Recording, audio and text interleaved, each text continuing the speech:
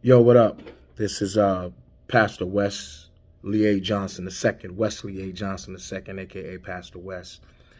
And this is another episode, snippet, public contemplation of twisted theology. Listen, I am really excited as Easter or Resurrection Sunday is drawing near. Uh, I am feeling different, perhaps, than I ever have before regarding the significance of Jesus's contribution to humanity.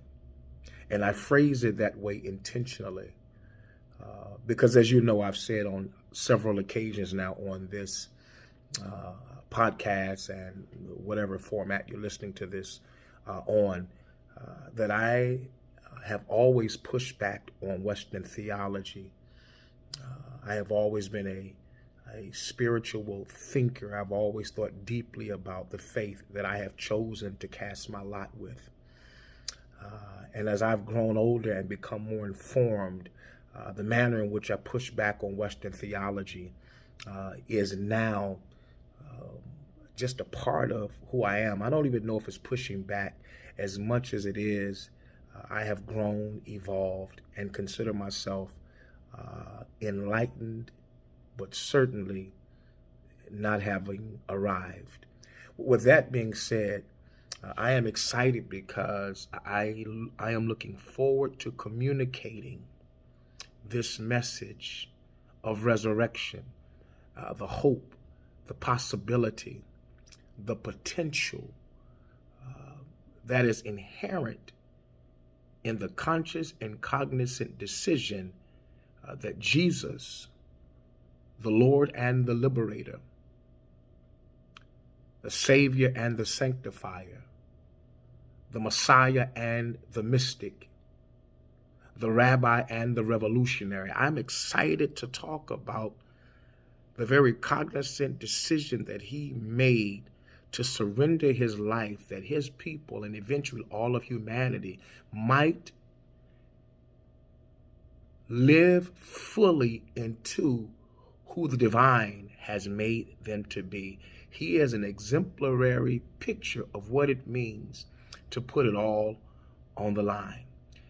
Erwin McManus, pastor and religious thinker who I like a lot, made this statement. He said, I believe it was Erwin McManus who said that Jesus didn't come to teach us how to get to God. Jesus shows us what God would do to get to us. God, I love that. Howard Thurman, that mystic and theologian who I love deeply, said this, and I'm going to read it, not quote it for you this time. He said, religious experience in its profoundest dimension is the finding of man by God and the finding of God by man. This is the inner witness. I hope that as you celebrate Resurrection Sunday this year, that you celebrate it with an elevated consciousness, with a Christ consciousness. I hope that you recognize not just the divinic or the divinity aspect of Jesus's disposition and nature, but that you really recognize the decision that was made on a human level. And if you pay close attention, he left a blueprint and a model that says, regardless of your status or station in life, if you commit to making humanity better, and that's what he did. He didn't come with a theology. He came reflecting a culture that ultimately impacts our theology because it pushes humanity to her highest place. Let's celebrate Resurrection Sunday with a renewed passion, knowing that a spark of the divine resides in all of us. Jesus left us that model. Let's live fully into it. Peace.